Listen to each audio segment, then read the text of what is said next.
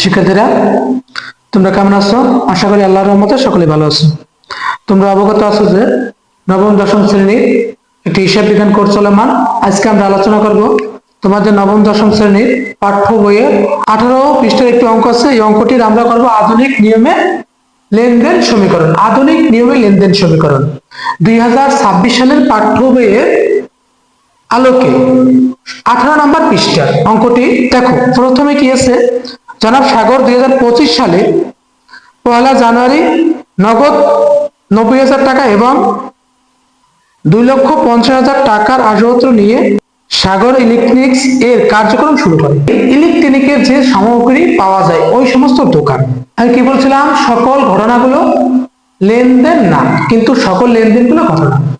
এবং যখন আমরা জাবেদা করব এক একটা লেনদেনের জন্য দুইটা কথা মনে রাখবো, যেটা আমার কাছে এসেছে ওটা ডেবিট, আমার কাছ থেকে যেটা চলে গেছে ওটা ক্রেডিট।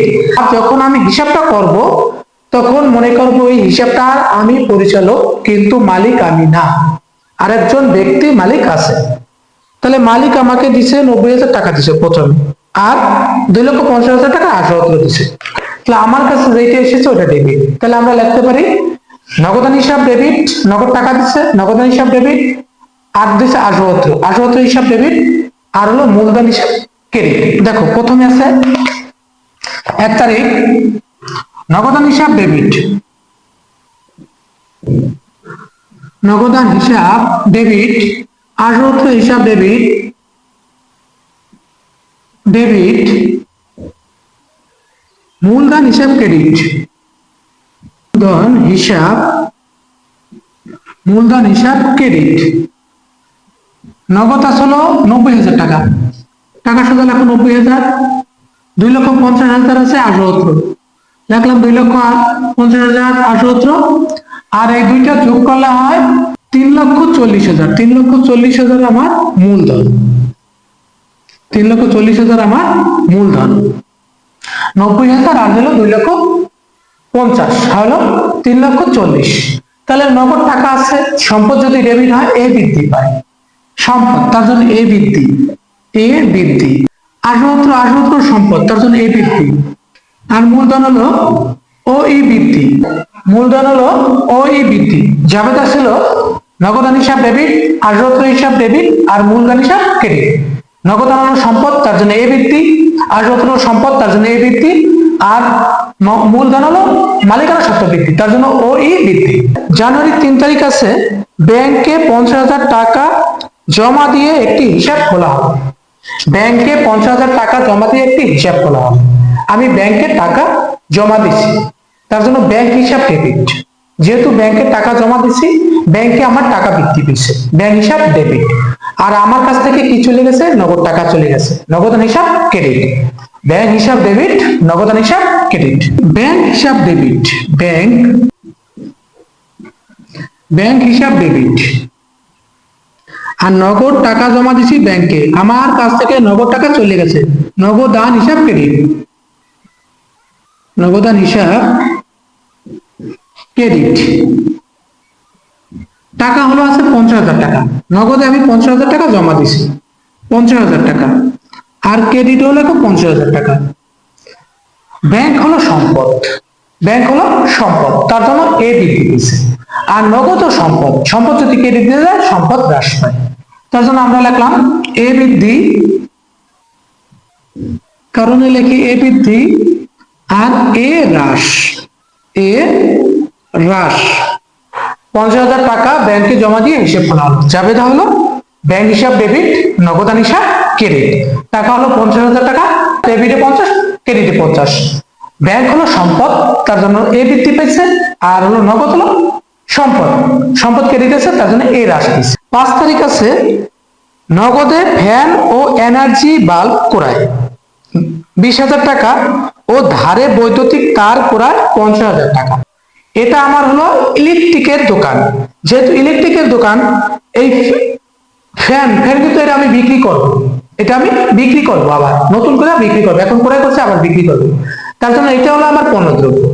এটা হলো আমার ইলেকট্রিকের দোকান, যেহেতু তার, তারপর ফ্যান, আর তারপর বাল্ব, এগুলো সবই আমার কাঁচামাল, মানে এগুলো আমি ক্রয় করবো, পণ্যদ্রব্য, এগুলো আবার বিক্রি করবো। তার জন্য দেখো কি আছে, প্রথম হলো আমরা লিখতে পারি ক্রয় হিসাব ডেবিট। যেহেতু বাল্ব আর ফ্যান ক্রয় করছে, এটা ক্রয় হিসাব ডেবিট। আবার বৈদ্যুতিক তারও ক্রয় করছে, এটাও ক্রয় হিসাব ডেবিট। তাহলে আমরা লিখতে পারি ক্রয় হিসাব ডেবিট, নগদান হিসাব ক্রেডিট, আর পাওনাদার হিসাব ক্রেডিট। তাহলে তিনটে যাবে ডেবিট। 5 তারিখ আছে ক্রয় হিসাব ডেবিট। ক্রয় হিসাব ডেবিট, ক্রয় হিসাব ডেবিট। ক্রয় হলো আছে 20,000 আর হলো 50,000 টাকা, এই 70,000, দুইটা মিলে 70,000 লেখো, দুটোটাই ক্রয় আছে 70,000 টাকা। আর নগদান হিসাব ক্রেডিট, নগদান হিসাব ক্রেডিট। আর হলো পাওনাদার হিসাব ক্রেডিট, পাওনাদার হিসাব ক্রেডিট। নগদ হলো 20,000 টাকায়, 20,000 লেখো, 20,000 টাকা। আর পাওনাদার হলো 50,000 টাকা। আমরা ডেবিট আর ক্রেডিট কিন্তু সবসময় সমান নেবে, ডেবিট যে কটাই হোক আর ক্রেডিট যে কটাই হোক, মানে ডেবিট আর ক্রেডিট সমান হতে হবে। ডেবিট আছে একটা, 70,000, এটা হচ্ছে 70,000, আর ক্রেডিট আছে দুইটা, দুইটা মিলে হচ্ছে 70,000। ডেবিট আর ক্রেডিট সবসময় সমান থাকবে।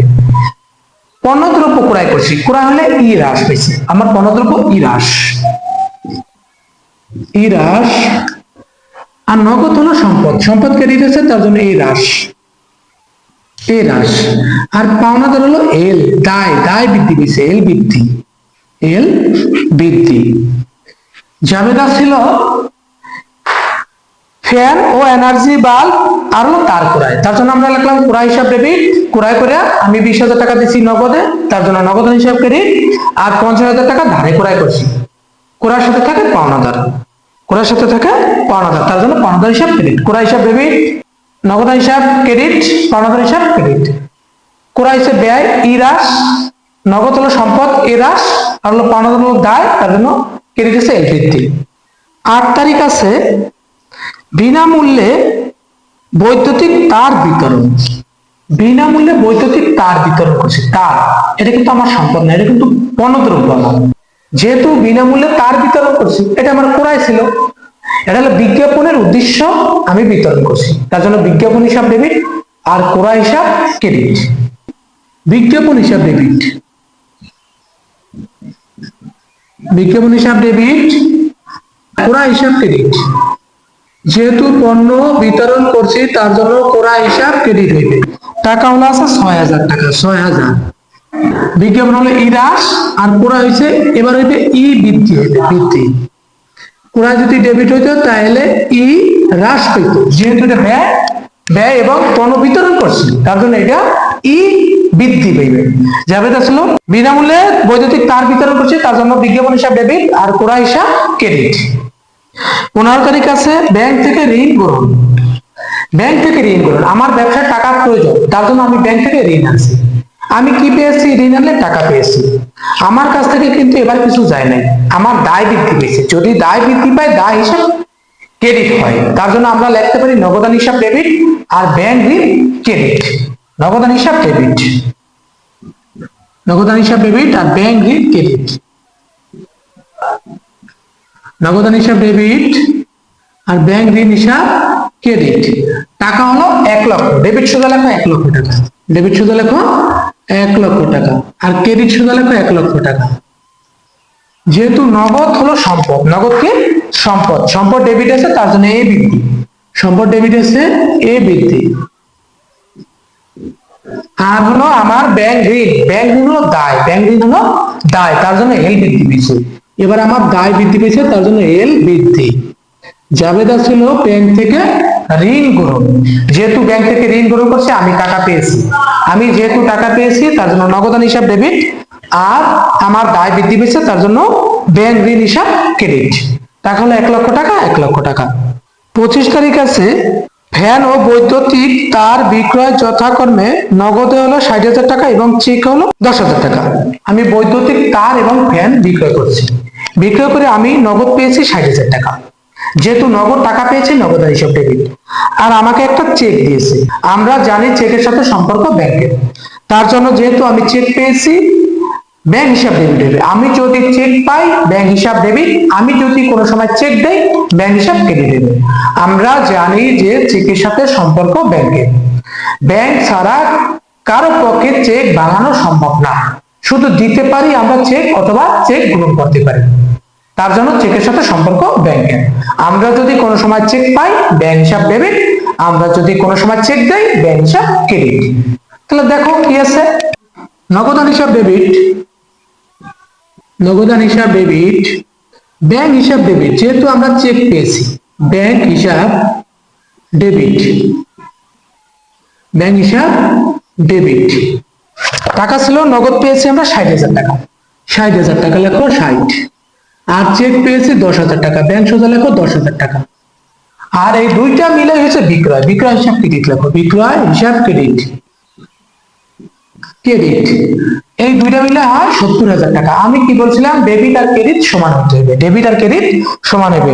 যাতে ছিল নগদ হিসাব ডেবিট, নগদ ছিল 60,000 টাকা, আর একটা চেক পেয়েছি, চেকের সাথে সম্পর্ক ব্যাংকের, তার জন্য ব্যাংক হিসাব ডেবিট লিখছি, ব্যাংক হিসাব ডেবিট। আর হলো বিক্রয় হিসাব, যেহেতু আমি বিক্রয় করেছি, এই বিক্রয় মিলে হয় 70,000 টাকা। এই 70,000 টাকা আমি বিক্রয় করছি, এই 70,000। নগদ, নগদ হলো সম্পদ, সম্পদ যদি ডেবিট হয় এই বৃদ্ধি পেবে, সম্পদ ডেবিট হলে এই বৃদ্ধি, এই বৃদ্ধি। ব্যাংক ও আমার সম্পদ, সম্পদ যদি ডেবিট হয় এই বৃদ্ধি, আর এইটা হচ্ছে আয়, আয় যদি হয় ই বৃদ্ধি পায়। জাবেদা ছিল নগদান হিসাব ডেবিট, ব্যাংক হিসাব ডেবিট, আর বিক্রয় হিসাব ক্রেডিট। নগদ হলো সম্পদ, তার জন্য এই বৃদ্ধি, ব্যাংক হলো সম্পদ, তার জন্য এই বৃদ্ধি, আর এইটা হচ্ছে আয়, আয় যদি হয় ই বৃদ্ধি পায়। 28 তারিখ আছে বৈদ্যুতিক তার ফেরত 5,000 টাকা, 5,000 টাকার পণ্য আমরা ফেরত দিয়েছি। দেখো আমরা কিন্তু 5 তারিখ একটা পণ্যদ্রব্য ক্রয় করেছিলাম, ধারে 50,000 টাকার পণ্যদ্রব্য ক্রয় করেছিলাম। ওই 50,000 টাকার পণ্যদ্রব্য আমরা 5,000 টাকা হয়তো আমাদের যে নমুনার পণ্য চেয়েছি ওই নমুনার পণ্য দেয় নাই, অথবা আমার পণ্যদ্রব্য নষ্ট, অথবা যে কোনো কারণে আমি পণ্যদ্রব্য ফেরত দিচ্ছি। যদি আমি ফেরত দেই তাহলে আমরা কি লিখছিলাম, 5 তারিখ লিখছিলাম কিন্তু পাওনাদার হিসাব ক্রেডিট লিখছিলাম। এখন আমি যদি পণ্য ফেরত দেই আর ক্রয় হিসাব ডেবিট লিখছিলাম, এবার লিখবো আমরা পাওনাদার হিসাব ডেবিট আর ক্রয় ফেরত ক্রেডিট, পাওনাদার হিসাব ডেবিট আর ক্রয় ফেরত ক্রেডিট।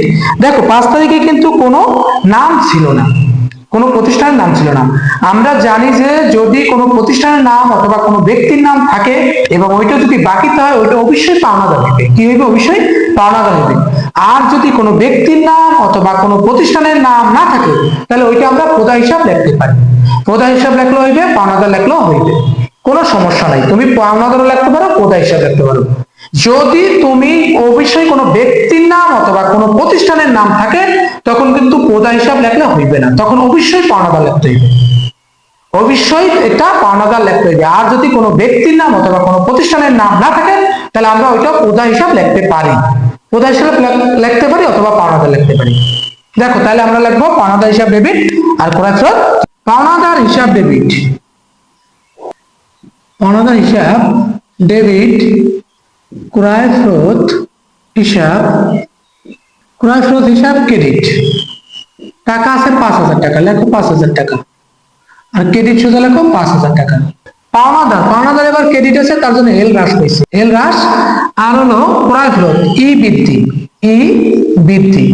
যখন আমরা ক্রয় লিখছিলাম তখন কিন্তু আমরা ই হ্রাস দিছিলাম, এবার ক্রয় ফেরত ক্রেডিট আছে তার জন্য ই বৃদ্ধি। দেখো আমরা করলাম আধুনিক নিয়মে লেনদেন সমীকরণ।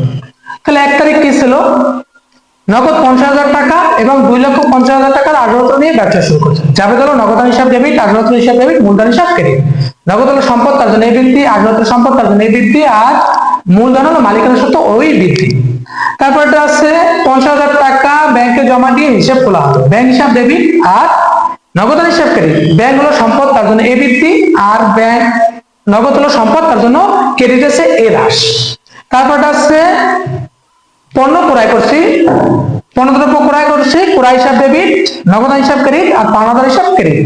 70,000 টাকা নগদ দিচ্ছে, 20,000 টাকা নগদ ক্রেডিট গেছে, আর 50,000 টাকা পাওনাদার। ক্রয় হিসাব ব্যয় তার জন্য ই হ্রাস, নগদ হলো সম্পদ ক্রেডিট আছে তার জন্য এ হ্রাস, আর হলো দায়, পাওনাদার হলো দায়, দায় ক্রেডিট আছে তার জন্য এল বৃদ্ধি। তারপর আছে পণ্য বিতরণ করলাম, বিজ্ঞাপন হিসাব ডেবিট, ক্রয় হিসাব ক্রেডিট। 6,000 টাকা 6,000 টাকা। বিজ্ঞাপন হলো ব্যয় তার জন্য ই হ্রাস, আর হলো ক্রয় ক্রেডিট আছে তার জন্য ই বৃদ্ধি পেয়েছে। ক্রয় যদি ডেবিট আসে ক্রয় যদি ডেবিটে আসে তার জন্য ই হ্রাস পাইবে, আর ক্রেডিট এলে ই বৃদ্ধি পাইবে। তারপরটা হচ্ছে ব্যাংক থেকে ঋণ গ্রহণ করলাম 1,00,000 টাকা, ব্যাংক থেকে ঋণ গ্রহণ করলে আমি টাকা পেয়েছি, তার জন্য নগদান হিসাব ডেবিট, ব্যাংক ঋণ ক্রেডিট।